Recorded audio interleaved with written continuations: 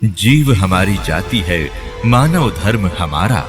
हिंदू मुस्लिम सिख ईसाई धर्म नहीं कोई न्यारा।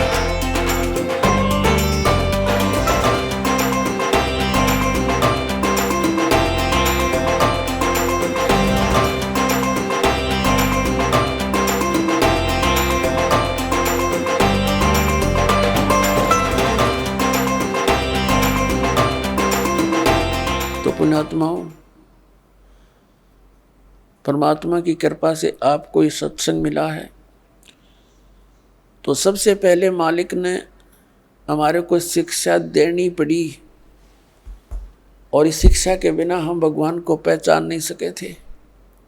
उनको मालूम था कि ये खूब बिगड़ेंगे, शिक्षा होते ही ये खूब अवाम उड़ेंगे, वैज्ञानिक पाक गए हैं, बना के परमात्मा गॉड गिवन मटेरियल पर अनुसंधान करके ये भगवान से दूर करने लग गए, और आप भी होने लगे। कहीं भगवान नहीं है, एक विश्व नियम है, एक एलिमेंट खोज लिया है, उससे सब कुछ बनता है। वो एलिमेंट किसने बनाया? इन वैज्ञानिकों ने बना दिया। परमात्मा के मटेरियल के ऊपर बकवाद करते हैं। अगर 2 वर्ष वर्षा ना हुआ ना, ये वैज्ञानिक भी इनके सारे इंस्ट्रूमेंट अड़क पड़े जड़े, जंग लाग जाए इनके अंदर। भगवान के रहम को बुला दिया।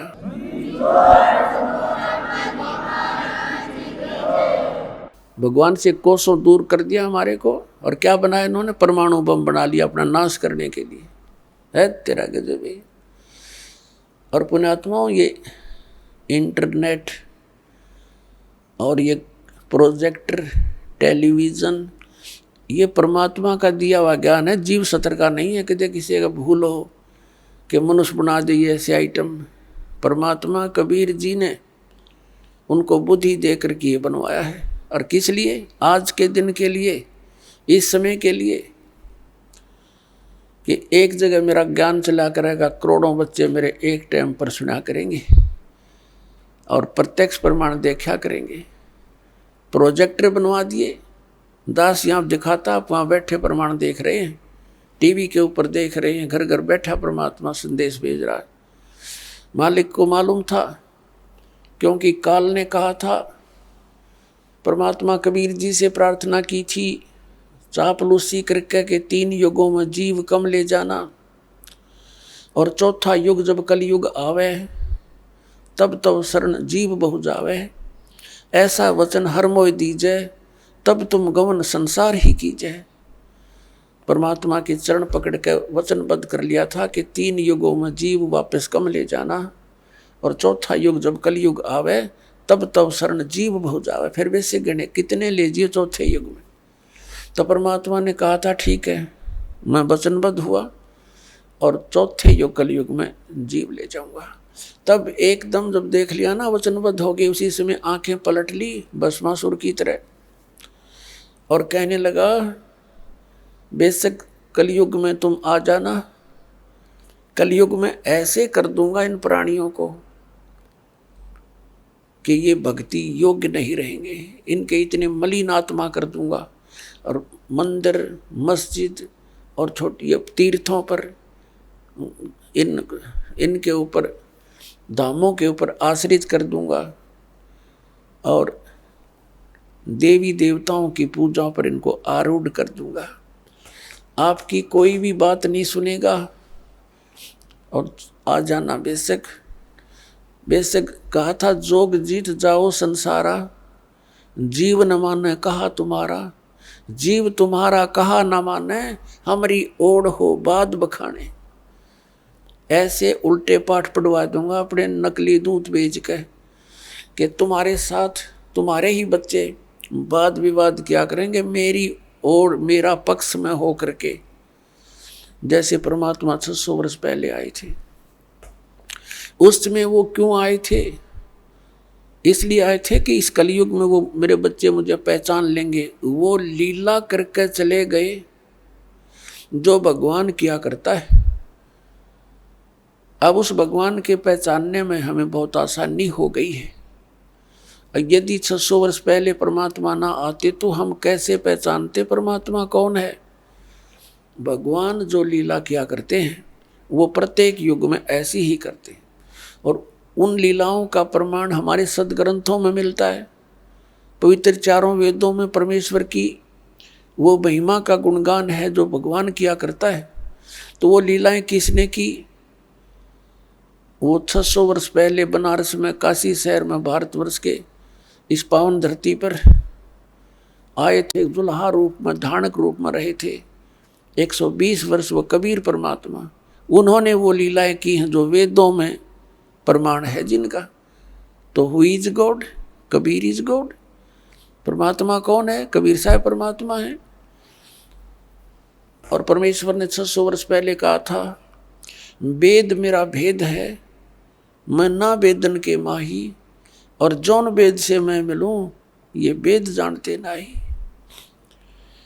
परमात्मा ने कहा था कि ये चारों वेद मेरा ही भेद यानी मेरी महिमा का गुणगान ही कर रहे हैं, लेकिन इन 4 वेदों में वर्णित विधि से मेरी प्राप्ति नहीं हो सकती, सतलोक प्राप्ति नहीं हो सकती,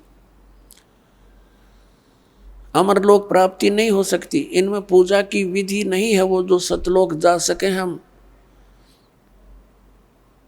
तो उसकी पूर्ति करने के लिए परमात्मा स्वयं आते हैं प्रत्येक युग में और अपने मुख कमल से वाणी बोलते हैं। चारों युग में संत पुकारे, कूक कहा हम हेल रे, हीरे माणक मोती बरसे, ये जग चुगता ढेल रे। कबीर परमात्मा कहते हैं चारों युग में मेरे संत पुकारे, जिनको परमात्मा मिले, सतलोक लेकर गए, उनको फिर वापस पृथ्वी पर अपने गवाह बना कर छोड़ा। तो उन्होंने आंखों देखा भगवान का, वो वर्णन किया, उनकी महिमा को बताया। उसके विषय में परमात्मा कहते हैं चारों युग में संत पुकारे, कूक कहा हम हेल रे, हीरे माणक मोती बरसे, ये जग चुगता ढेल रे। चारों युग में मेरे संतों ने यही गुणगान किए, आंखों देखा मेरे को, और मैंने भी आकर के ऊंचे ऊंचे स्वर में कहीं भी खड़े हो गए, मदारी की तरह एक तारा हाथ में लेके अपनी पवित्र वाणी से, अमृत वाणी से वहाँ वर्षा करने लगे अपने ज्ञान की। और यही तरीके थे, सैकड़ों व्यक्ति इकट्ठे हो जाते थे, परमात्मा की उस अमृत वाणी को सुनकर गदगद हो जाते थे। परमात्मा के मुख से बोली हुई वाणी भी जितने भी वहाँ उपस्थित लोग सुना करते थे, उनके बहुत से पापों का वो नाश हो जाता था। यानी वो अपने बच्चों को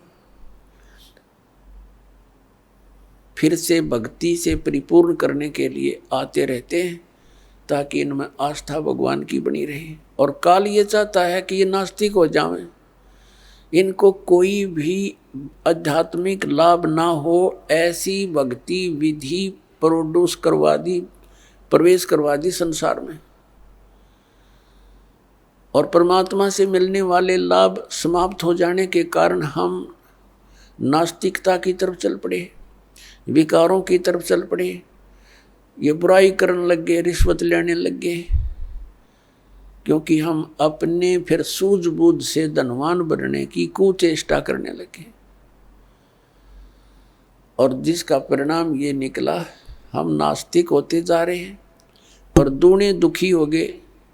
आप सुन रहे थे जगत गुरु तत्वदर्शी संत रामपाल जी महाराज जी के मंगल प्रवचन। अधिक जानकारी के लिए विजिट कीजिए हमारी वेबसाइट www.jagatgururampalji.org। संत रामपाल जी महाराज जी के शुभ आशीर्वाद से पूरे विश्व भर में 500 से भी ज्यादा नाम दीक्षा केंद्र हैं, जिन पर संत रामपाल जी महाराज जी द्वारा ऑनलाइन निशुल्क नाम दीक्षा दी जा रही है। अपने नजदीकी नाम दीक्षा केंद्र का पता करने के लिए संपर्क करें 8222880541।